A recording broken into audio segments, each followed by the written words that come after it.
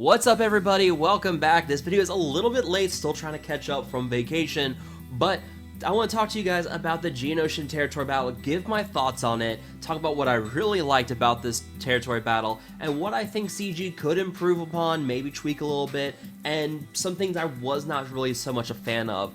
But overall, my opinion of the Geonosis Territory Battle is very favorable. I really enjoyed this whole thing. I really like the stagnant difficulty, the fact that we're going to be slowly working through this for quite a while. I know some guilds were upwards of 30 stars on this territory battle. My guild personally reached 28 stars on this one, and I think that we're going a little bit further along than CG was intending originally, but I think with the sheer difficulty wall of Phase 4, it's going to be a very, very long time before a majority of guilds will be able to fully clear this Geonosis Territory Battle.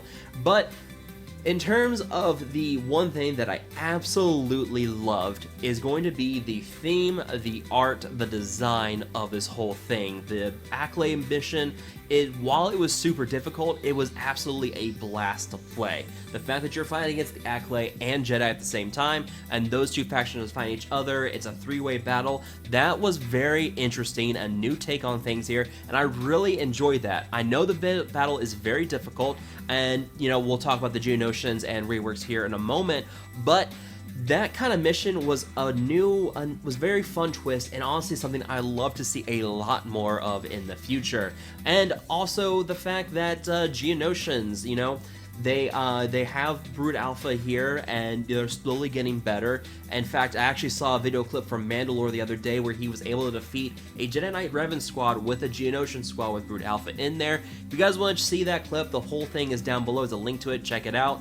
But it is very interesting to see what we're getting with Geonosians so far, and CG has confirmed that they are getting a rework. In fact, we have the Geonosian spy login character for this month, so that is going to be it's going to be interesting to see what Geonosians can do, and I think that increase in their viability is going to be very helpful for this Accolade mission and the Wat Tambor mission as well. It's basically what we've seen before with other factions. You know, the Bounty Hunters and the Darkside Hoth territory battle, they were absolute garbage when that territory battle first came out. You would go against that Wampa and just get absolutely shredded, but then they got their rework, they got the contract and payout system, and then the introduction of Bosk as a new bounty hunter lead. He made them incredibly durable, and just having him with his Zeta lead on that team, it made bounty hunters incredibly good, and it pretty much became a cakewalk for a lot of people right away just by throwing Bosk and the new bounty hunter system in there. So I do expect them to do some kind of rework with Geonosians that's going to make them far, far better, actually give them some damage on their abilities, because Poggle hits like a noodle. In fact, pretty much all of the Geonosians right now, except Soldier and Spy, really don't hit for much. So it is hopefully going to be some kind of buff to their damage too. But beyond that, the clones. I mean, it's in my title, the Clone Trooper Rework we can't just have yet. I am very, very excited to see what we could get with Clone Troopers here in the future. We've seen a bunch of new clones here, new kits and things. Clone Sergeant got an additional ability on his. We have Pawns. We have the ARC Trooper, which that entrench ability looks absolutely fun, and I would really love to get an ARC Trooper kind of character, generic character, into the game. I know we have Fives and Echo with their ARC Trooper armor, but a generic ARC Trooper with that entrench ability and that AoE grenade, anything like that, that would be super fun.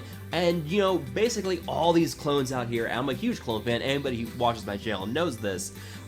Just seeing all these new clones and what we could possibly get with them is great, and I kind of hate that we can't have it right now. As Cubs fan Han said to me on Twitter, "You will never get this, you will never get this, la la la la la." And, you know, I gotta agree, it does suck that we can't have the Clone Trooper rework right now, but it does give a good idea of what we could possibly see down the road, because I have no doubt that when we see a light side version of the Geonosis Territory Battle, we'll more than likely see Clone Troopers be a required faction for it, at which point we'll probably see a rework for them then, or you know, a month down the road like we were going to have with Geonosians and Bounty Hunters. So I do expect Clone Troopers to get a rework, and I expect to see some of what we've seen with the light side or with the dark side Geonosis Territory Battle to be new characters or new kits that are thrown into these Clone Troopers that we currently have.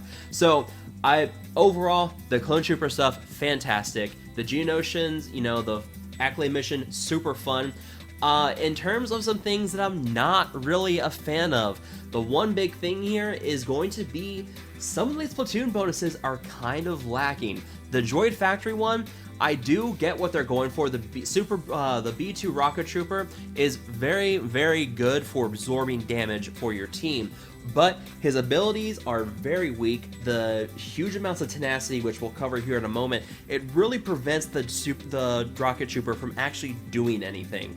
So while he's good for absorbing damage, that's pretty much all he brings to the table once you get into those later phases. He can't apply debuffs, and the damage that he dishes out is just so negligible, it's kind of a waste of a space there. And another platoon ability that kind of feels a little lacking is that Hailfire Droid ability. That again goes back to the Tenacity, which we're going to talk about here in a moment, but I kind of wish those effects would be unresistible. You know, the Tenacity down is super helpful, but when you're fighting against a team that's going to have Rex on it, you might as well just not use Hailfire because it's going to be a waste of time. It's just going to supercharge the turn meter on the enemy team. Rex is just going to cleanse all the debuffs, and you're going to be back to square one. It's kind of a waste of ability. So something that could, you know, either make them unresistible or kind of make those debuffs stick, maybe prevent the Hailfire from dealing out critical damage, that way you don't supercharge Rex and have problems there. Something along those lines, helping to tweak the Hailfire Droid ability a little bit more. It's pretty good already, but I do think they could do just a little bit more to make it even better. And then we're going to the Tenacity. The Tenacity is absolutely absurd. This is a problem we've seen before with the Sith Raid, and it's something I was very critical of back when the Sith Raid came out, was that the stacking Tenacity mechanic in the Sith Raid really shuts down the viability of a lot of teams out there, and a lot of your dark side teams really rely on debuffs, and the fact that there's a huge amount of tenacity on these characters, it really affects those teams. You know, unless you're running a lead that gives a lot of potency in the process, this can become a problem. Now, there are some people who are going to be critical of the platoons, which we'll talk about here in a moment, but it kind of neuters the viability of a lot of teams out there. I mean, the Bosk lead bounty hunters, they can be very helpful here because all the resistant effects still regenerate health and protection on the bounty hunters. But if you're running a team that just has to have debuffs put out, like something like Traya, the Traya-led team is very, very hampered by those high tenacity counts. You can only do so much there, and while you can apply tenacity down, that is usually like a single target ability, and it can be cleansed by a Rex on the enemy team.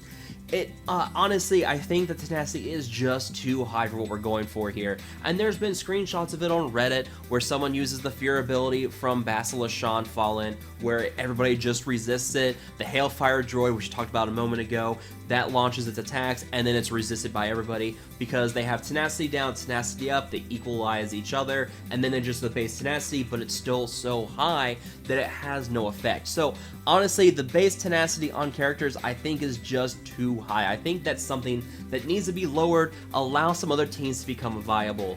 And then we get to the platoons. Honestly, I get what CG is going for here with forcing us to donate a lot of our Revens and Malaks to these platoons to get the bonuses, but at the same time, it is very, very rough for a lot of people out there, and sometimes the rewards just aren't worth it. And I actually have a video for you guys this week of a team that you guys can use with your Sith Empire under another lead in case you have to give up Darth Revan. Granted, it does have Darth Malak on the roster, but Malak should be back sometime soon. We're not really sure, CG's not being very clear about that, but if you do have to give up your Darth Revan, as I think about a good third of your guild will have to in Phase 4, you can still get a solid Sith Empire team that can actually work all the way through 4-4 on Phases 1 through 3, and then I even have a video of them getting 3 out of 4 on a combat mission in Phase 4. So it's still a very solid team if you have to give up Darth Revan, but I do think that maybe they shouldn't be requiring so many Revens and Malaks.